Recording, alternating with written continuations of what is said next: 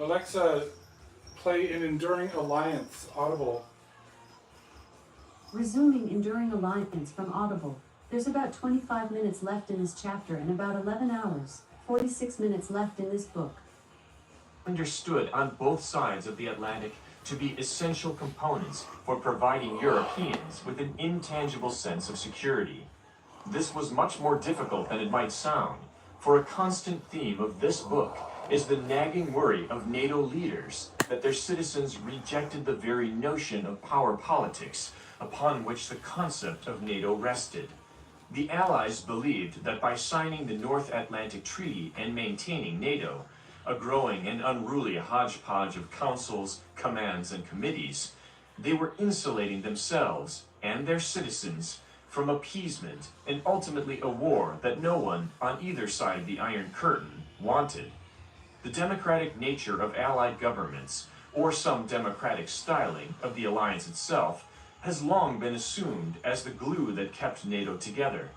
But the historical records reveal a darker, deeper, and more complex relationship between democracy and NATO.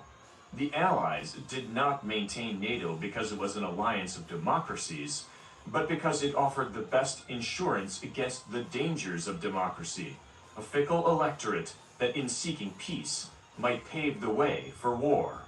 Allied leaders built and maintained NATO not simply to deter Soviet military adventures, but to establish what Ismay called a Pax Atlantica.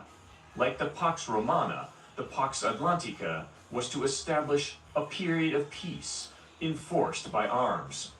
The North Atlantic Treaty, the NATO institution, and the integrated military commands established a new system of international relations, correcting the errors and omissions of the past, and it all rested on a logic that both predated and outlasted the Cold War.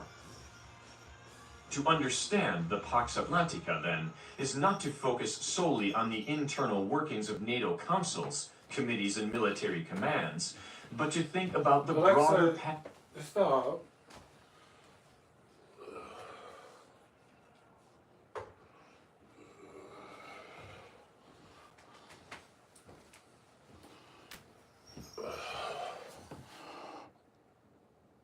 Alexa, play The Confident Mind Audible.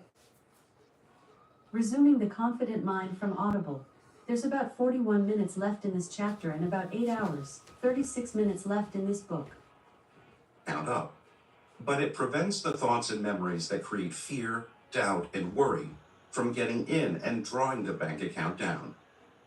With a functioning mental filter, you could play in an afternoon softball game, get only one hit in 4 at-bats, and spend the evening reliving and enjoying that one successful trip to the plate.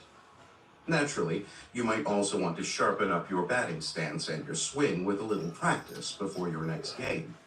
But by hanging on to the memory of that one hit, rather than beating yourself up by reliving the 3 misses, you give the part of your nervous system that sees the ball and swings the bat an image of what you want more of, and thus you get that mind-body connection described in Chapter 1 working for you. This is precisely how the best hitters in baseball have...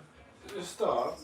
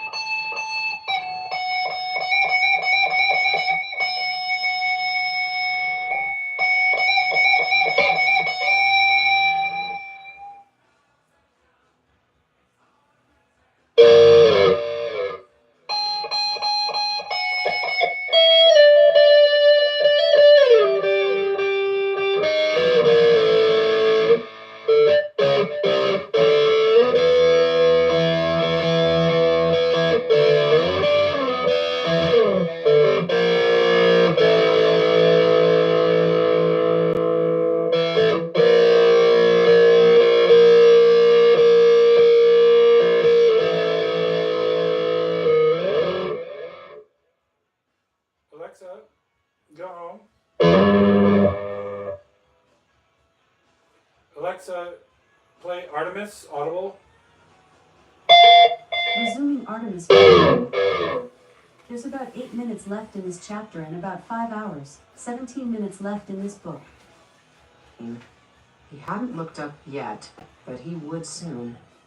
I had a second, maybe two, to react. I let go of the handles and slid down the dome. I tried to aim my feet at the ground. Maybe if I landed just right, I could control the impact. But no, I'm not graceful. I got the worst of both worlds. I hit the ground hard and completely off balance. I landed like a sack of shit. But I landed on the other side of the alcove and didn't break anything. Good thing sound doesn't travel in a vacuum, because Bob surely could have heard that landing. Whatever.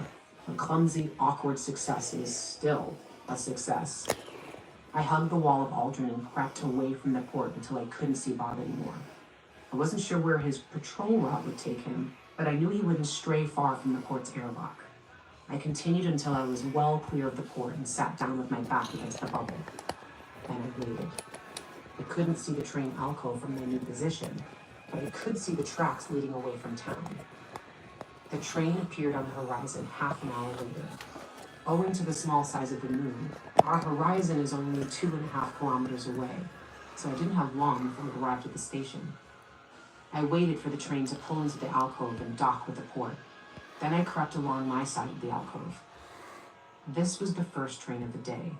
Most of the passengers would be employees at the visitor center itself. They loaded up quickly, and the train was ready for its return trip. It emerged from the alcove. It takes a while to get something that size up to speed, so it wasn't going very fast yet. I leapt forward and grabbed the front wheel housing. It wasn't the best grip, but I held on with all my might. The train dragged me along, my legs bouncing off the terrain. Alexa, Okay, maybe stop.